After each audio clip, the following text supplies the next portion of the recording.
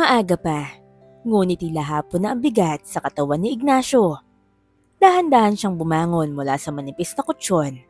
Ramdam ang kirot sa likod, paalala ng gabing halos walang pahinga. Sa sulok ng maliit nilang bahay, umuugong ang luma at mahina ng electric fan, habang ang pader ay may bakas ng pintura na unti-unting nalalagas. Narinig niya ang yabag ni Ella, mabilis at magaan, na para bang lumalaban sa gutom gamit ang masiglang lakad. "Papa, Mama, gutom na po ako!" Sigaw ng bata, puno ng inosenteng pag-asa. Mula sa kusina, lumabas si Georgina. May hawak na lumang tabo at sirang bimpo. Kita sa mukha niya ang pagod na parang hindi na naaalis. "Ignacio, baka may extra ka?" Mahinang sabi ni Georgina. "Pambili ng almusal. Hindi pa kasi ako sumasahod." Parang sumikip ang dibdib ni Ignacio.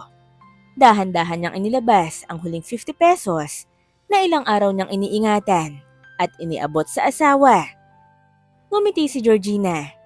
Si Ella naman ay nagliwanag. Gutom ngunit umaasa. Pagkaalis ng mag-ina, naupo si Ignacio. Binuksan ang maliit na pitaka, resibo, lumang ID, at halos wala ng pera. Minsan niyang iniisip, bakit mabilis maubos ang iniaabot niyang pera? Ngunit agad niya itong isinantabi. Mas mahalaga ang katahimikan kaysa sa tanong na maaari magdulot ng gulo sa kanilang munting pamilya. Lumabas si Ignacio at sinimulan ang mahabang lakad papuntang grocery. Mainit ang hangin, maingay ang kalsada, at mabigat ang kanyang hakbang. Pero hindi siya huminto. Sa isip niya, iisang pangalan ang nagpapatatag, Ella. Pagdating ni Ignacio sa grocery, sinalubong siya ng tunog ng scanner at kaluskos ng carts. Ingay na naging parte na ng araw-araw niyang laban. "Good morning, Chong!" Tawag ni Roy. "Morning!" Sagot niya habang isinusuot ang kupas na apron. Agad niyang itinulak ang mga cart papasok. Sunod ay nagayos ng dalata, nagbalik ng supot, at tumulong magbuhat ng mabibigat na bag. Mababa ang sahod, pero sapat para maipangtawid. Pagtanghali, imbis na kumain, naupo siya sa loading area at uminom ng tubig. Tipid muna. Bawat baryang masave, ibig sabihin ay isang gabing hindi magugutom si Ella. Pagsapit ng hapon, unti-unti nang sumasakit ang likod niya. Pero hindi pa doon nagtatapos ang araw niya. Pagkatapos mag-time out, dumiretso siya sa kabilang dulo ng bayan, kung saan naroon ang maliit na jewelry shop na binabantayan niya tuwing gabi. Sa daan, halos malaglag ang mga talukap niya sa antok, pero pilit nitong nilalabanan. Pagdating doon, kinuha niya ang lumang uniforme mula sa plastic bag. Suot ang kupas na jacket at mahabang pantalon. Umupo siya sa harap ng pinto ng tindahan. Tahimik, maliwanag ang ilaw ng poste. Ang oras, mabagal na parang nakabitin sa ere. Habang nagbabantay, bumabalik sa isip niya ang tanong na hindi niya masabi kay Georgina. Saan nga ba napupunta ang pera? Ngunit sa gitna ng katahimikan, may boses sa loob niya ang pumipigil. "Tahimik ka lang, Ignacio. Para sa pamilya. Kayanin mo." At doon sa malamig na gabi, pinili niyang tiisin lahat. Hindi niya alam, 1 linggo mula ngayon, may kakaibang mangyayari. 1 linggo ang lumipas na parang paulit-ulit na pelikula para kay Ignacio. Gumigising ng pagod, naglalakad papuntang grocery, nag-aabot ng ngiti kahit mabigat ang dibdib, at nagtitiis sa mahabang gabi bilang bantay. Ngunit ngayong araw, may kakaibang pakiramdam sa hangin. Hindi niya yun maipaliwanag. Parang may paparating na hindi niya alam kung mabigat o magaan. Oras ng break time, hawak niya ang baong tinapay na kagabi pa natira. Dapat sana lalabas siya para magpahangin. Ngunit bago pa man siya makalakad sa pinto, may marahang boses na pumigil sa kanya. "Iho, excuse me?" Tawag ng matandang babae. Napalingon si Ignacio.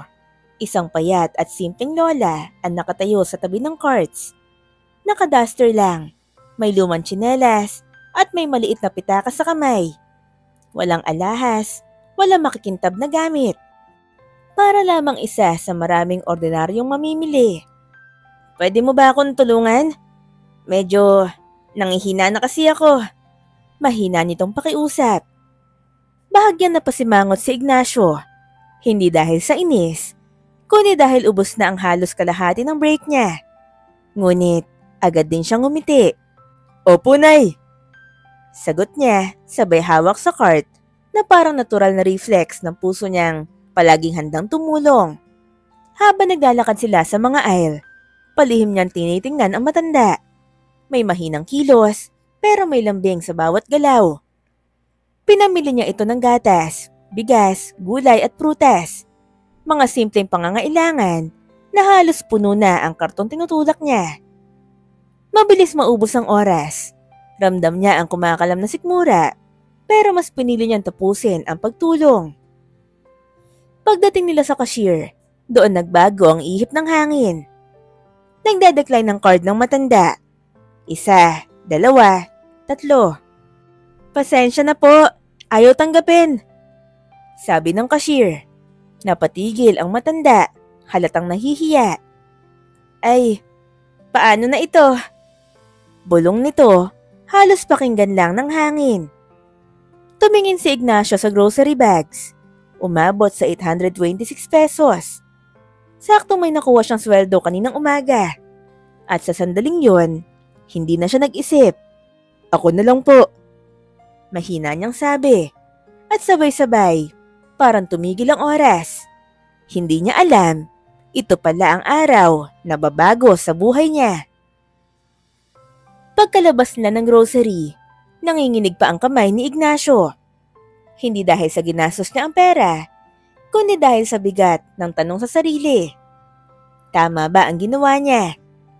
Pero nang makita niya ang matanda, nakangiti, mahina, ngunit may ningning sa mata, nawala ang pag-aalinlangan. Lumapit to sa kanya. Iho, ano nga ulit ang pangalan mo? Malumanay nitong tanong. Ignacio po. Sagot niya. Simpleng yumuko bilang paggalang. Tumango ang matanda. Ngunit bago pa makapagpasalamat si Ignacio, biglang nag-iba ang tindig nito. Mula sa pagiging payak, tila may bigat ng otoridad ang lumitaw sa kanyang tinig. Ako si Doña Victorina. Wika nito, halos pabulong, ngunit may lakas na nakakapigil ng hangin. May kailangan ako ipaliwanag sa'yo. Napakunot noo si Ignacio, hindi agad makakibo. Nagpatuloy ang matanda. Sinubukan ko lang, iho. Gusto ko makita kung may taong tutulong sa akin nang walang hinihintay na kapalit. At nakita ko yun sa'yo. Parang nawala ang bigat ng mundo sa katawan ni Ignacio. Ha? Donya, kayo po? Pero bakit po? Hindi niya alam kung matatakot o matutuwa. Ngumiti ang matanda at sa sandaling yon, dumating ang isang mahaba at marangyang sasakyan. Isang limousine na tila lumitaw mula sa ibang mundo. Bumaba ang isang assistant na nakaitim at puting uniforme. Seryoso ang muka. Sir Ignacio? Tanong ng assistant. Kailangan ko po ng ilang detalye nyo. May pinapaabot daw po ang donya. Lalong nalito si Ignacio. Ano pong ipapaabot? Inilapit ng donya ang kanyang kamay sa balikat ng lalaki. Gantimpala, iho. Dahil sa kabutihan mo, gusto kong bigyan ka ng kabuhayan, bahay, tricycle at sasakyan. Hindi ito biro. Ito ang regalo ko sa isang taong may tunay na malasakit, lalo na sa matatanda. Napatigil si Ignacio. Nanlamig ang mga kamay. Nanlaki ang mga mata. Hindi siya makapagsalita. Donya, totoo po ba to? Halos pabulong niyang tanong. Totoo to, iho. Sagot nito. At simula ngayon, gusto kong makatulong sa'yo. At doon, unang tumulo ang luha ni Ignacio. Hindi dahil sa hirap, kundi dahil sa pag-asang hindi niya akalaing darating sa buhay niya. Hindi agad na unawaan ni Ignacio ang lahat. Parang panaginip ang sumunod na mga araw. Mabilis, maliwanag, at puno ng mga pangyayaring parang hindi para sa isang kagaya niya. Isang umaga, dinalaw sila ng assistant ni Doña Victorina upang ipakita ang maliit na tindahan na ibibigay sa kanila. May bagong pintura, maaliwalas ang loob, at may maayos na estante na handang lagyan ng paninda. Si Georgina, halos hindi makapagsalita. Si Ella naman, halos tumatakbo sa paligid, tuwang-tuwa sa bagong lugar na tila playground sa kanyang mga mata. Nang sumunod na araw, dinala sila sa isang simpleng bahay. Hindi mansyon, ngunit matibay, mas maluwag, at may bubong na walang butas o tulo. May kasama pang tricycle at isang maliit na sasakyang pwedeng gamiting pan-deliver. Para kay Ignacio, hindi ito simpleng regalo, kundi liwanag na bumiyak sa mahabang taon ng dilim sa kanilang buhay. Maraming salamat po, Doña Victorina. Sabi niya habang kausap to sa cellphone. Noong iwan na sila ng assistant sa bago nilang bahay, ay lumapit kay Ignacio ang asawa niya. Niyakap siya ni Georgina, mahigpit at nanginginig. Mahal, patawad, bulong nito. Naguluhan si Ignacio sa sinabi ng misis. Doon niya na rin inamin ang matagal na niyang tinatago. Buntis pala siya at kaya mabilis maubos ang pera ay dahil lumakas ang pagkain niya at nahihiya siyang sabihin sa asawa. Labis-labis ang tuwa ni Ignacio. Wow! Doble-doble ang biyaya sa atin! Sa wakas, may pag-asa silang muling ayusin ang buhay. Ngayon dumarating na ang panibagong biyaya sa kanilang pamilya. Sa unang gabi nila sa bagong bahay, naupo si Ignacio sa labas. Tinatanaw ang katahimikan ng paligid. Sa wakas, hindi siya nakaupo bilang bantay na puyat at pagod. Nakaupo siya bilang ama na may bagong simula. Dumating si Doña Victorina kasama ang assistant. Iho, sabi niya, ang lahat ng ito, bunga ng kabutihan mo. Huwag mong hayaang mawala yon. Tumango si Ignacio, hindi pa rin makapaniwala. Maraming salamat po. Hindi ko po malilimutan to.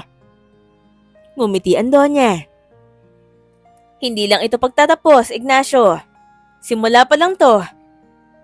At sa gabing yon, sa unang pagkakataon matapos ang mahabang taon ng paghihirap, natulog si Ignacio ng may ngiti.